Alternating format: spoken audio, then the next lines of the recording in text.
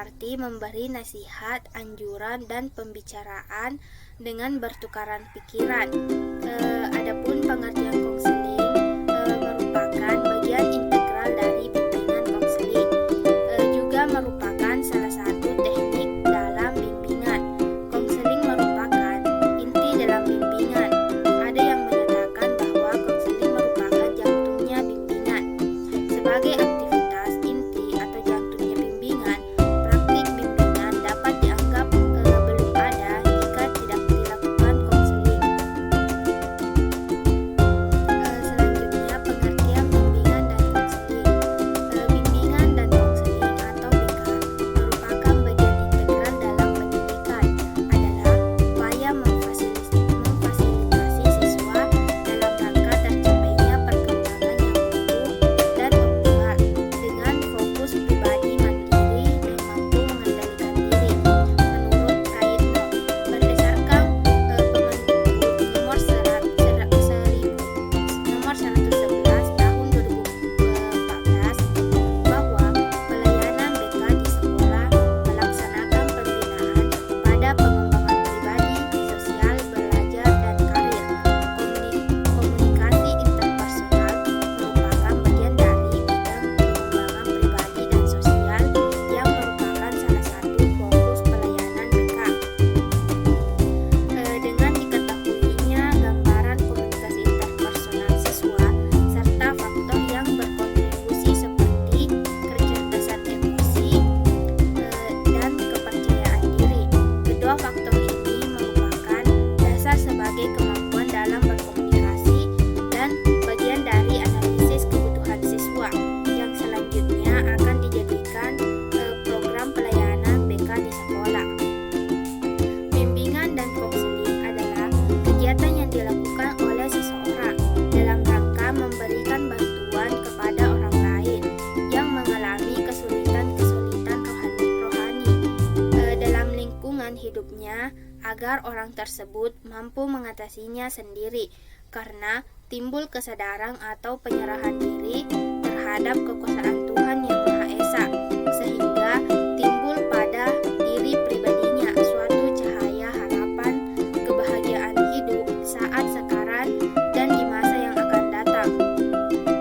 Bimbingan dan konseling merupakan proses bantuan yang diberikan oleh pembimbing atau konselor kepada individu atau konseli melalui pertemuan tatap muka atau hubungan timbal balik antara keduanya, supaya konseli mempunyai kemampuan atau kecakapan melihat dan menemukan masalahnya serta mempunyai kemampuan memecahkan masalahnya sendiri, atau proses pemberian bantuan yang sistematis dari pembimbing atau konselor kepada konseli atau siswa melalui pertemuan tatap muka atau hubungan timbal balik antara keduanya untuk mengungkapkan masalah konseli sehingga konseli mempunyai kemampuan melihat masalah sendiri, mempunyai kemampuan menerima dirinya sendiri sesuai dengan potensinya dan mampu memecahkan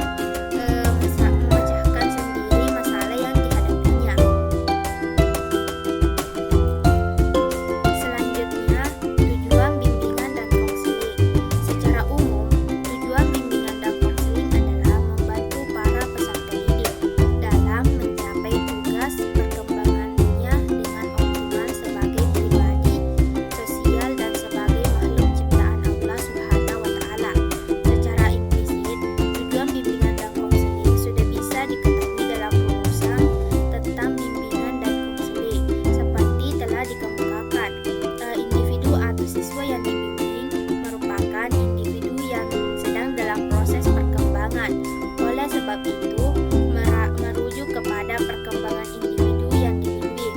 Maka, tujuan bimbingan dan konseling adalah agar tercapai perkembangan yang optimal pada individu yang dibimbing. Dengan perkataan lain, agar individu atau siswa dapat mengembangkan dirinya secara optimal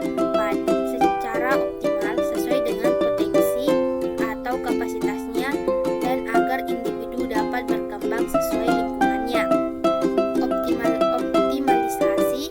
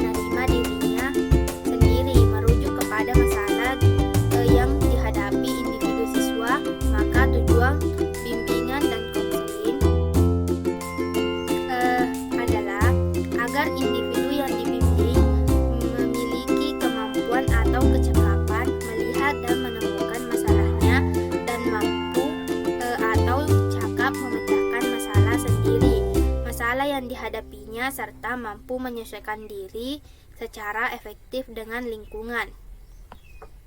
Bimbingan dan konseling berkenaan dengan perilaku. Oleh sebab itu, tujuan bimbingan dan konseling adalah dalam rangka pertama, membantu mengembangkan kualitas kepribadian individu yang dibimbing atau konseling. Kedua, membantu mengembangkan kualitas kesehatan mental klien. Ketiga, membantu mengembangkan perilaku yang efektif pada diri individu dan lingkungannya. Keempat, membantu klien menanggulangi problem hidup dan kehidupannya secara mandiri.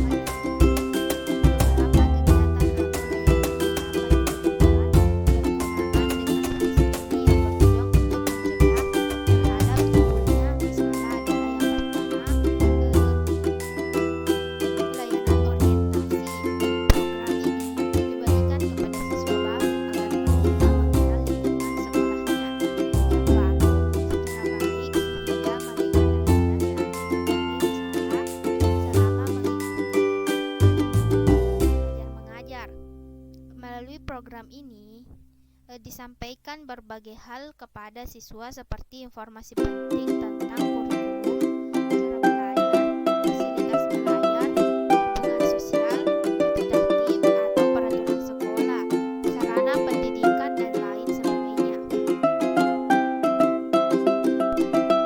Yang kedua, layanan pengumpulan data. Melalui program ini akan diperoleh data yang lebih lengkap dan akurat tentang siswa, sehingga bisa diperoleh pemahaman yang lebih mendalam tentang siswa. Melalui data-data yang dikumpulkan, bisa diperoleh secara lebih awal tentang siswa sebagai sehingga bisa menjadi antisipasi terhadap munculnya berbagai persoalan di lingkungan.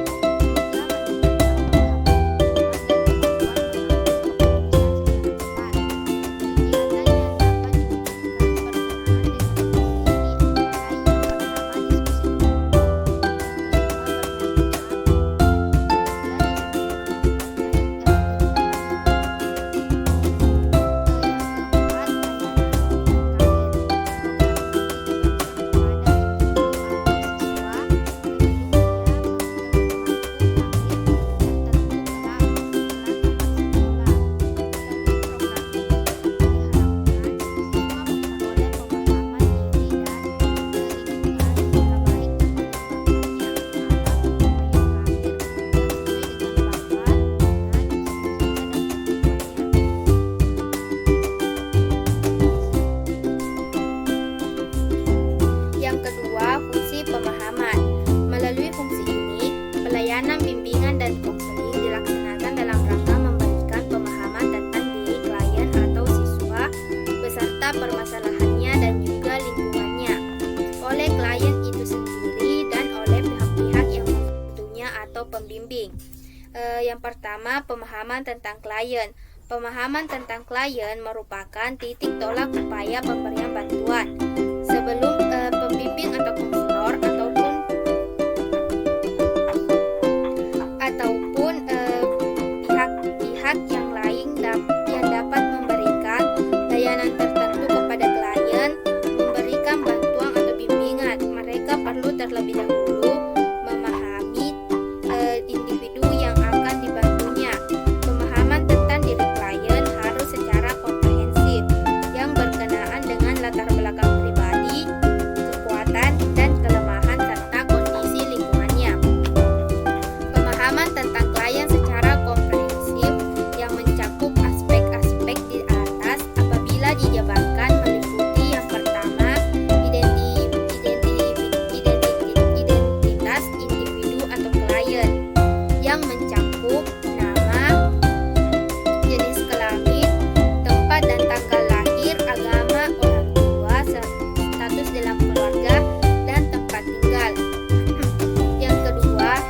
latar belakang pendidikan.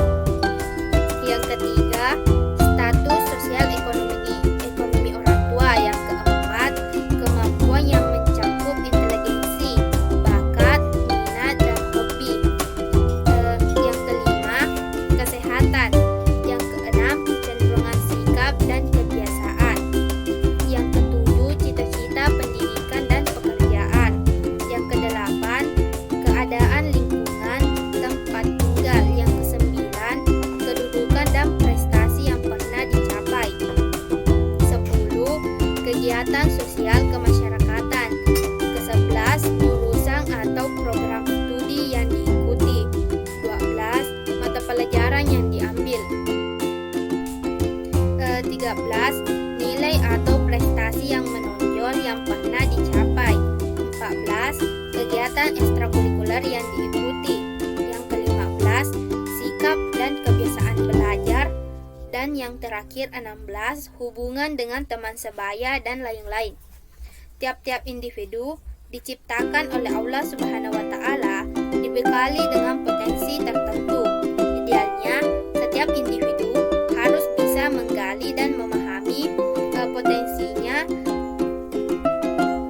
Kenyataan, bagi para peserta didik, mereka banyak yang tidak memahami potensi-potensi diri sendiri, kekuatan dan kelemahan tentang dirinya yang dapat dikembangkan. Akibatnya, individu yang bersangkutan tidak berusaha semaksimal mungkin mengembangkan potensi dan kekuatan yang ada pada diri di satu sisi. Dan di sisi lain, tidak pula berusaha meminimalisasi kelemahan atau masalah yang dihadapinya. Yang kedua, pemahaman tentang masalah klien. Dalam upaya membantu memecahkan masalah klien melalui pelayanan bimbingan dan konseling, maka pemahaman terhadap masalah klien atau siswa oleh pembimbing atau konselor merupakan suatu keniscayaan. Tanpa pemahaman tersebut, masalah klien tidak mungkin terpecahkan. Terhadap masalah yang dialami klien dapat dilakukan. Pemahaman terhadap masalah klien yang menyangkut jenis masalahnya, intensitasnya, sangkut pautnya dengan masalah lain. Sebab dengan kemungkinan dampaknya apabila tidak segera dipecahkan. Yang ketiga, pemahaman tentang lingkungan. Lingkungan bisa dikonsepsikan segala sesuatu yang ada di sekitar individu yang secara langsung mempengaruhi individu tersebut, seperti keadaan rumah tempat tinggal, keadaan sosial ekonomi dan sosial emosional keluarga, keadaan hubungan antar tetangga, teman sebaya, dan lain sebagainya. Bagi siswa di sekolah dan madrasah melalui fungsi ini, pelayanan bimbingan dan konseling diberikan agar mereka memahami yang perlu dipahami secara baik oleh setiap siswa, meliputi lingkungan fisik, berbagai hak dan tanggung jawab siswa terhadap sekolah dan madrasah, disiplin yang harus dipatuhi oleh siswa, aturan-aturan yang menyangkut kurikulum pembelajaran, penilaian, kenaikan kelas, hubungan dengan guru dan sesama siswa, kesempatan yang diberikan oleh sekolah, dan lain sebagainya.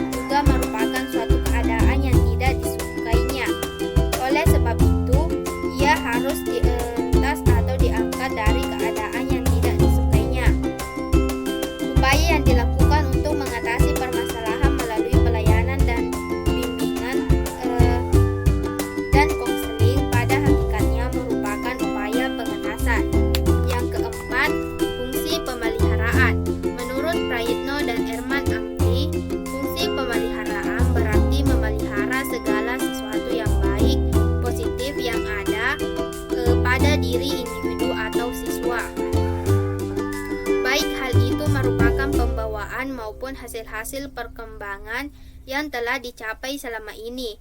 Inteligensi yang tinggi, bakat yang istimewa, minat yang menonjol untuk hal-hal yang positif dan produktif, sikap dan kebiasaan yang telah terbina dalam bertindak dan bertingkah laku sehari-hari, cita-cita yang tinggi dan cukup realistik, kesehatan dan kebugaran jasmani, hubungan sosial yang harmonis dan dinamis, dan berbagai aspek positif lainnya terhadap akhlak yang baik dari individu perlu dipertahankan dan dipelihara.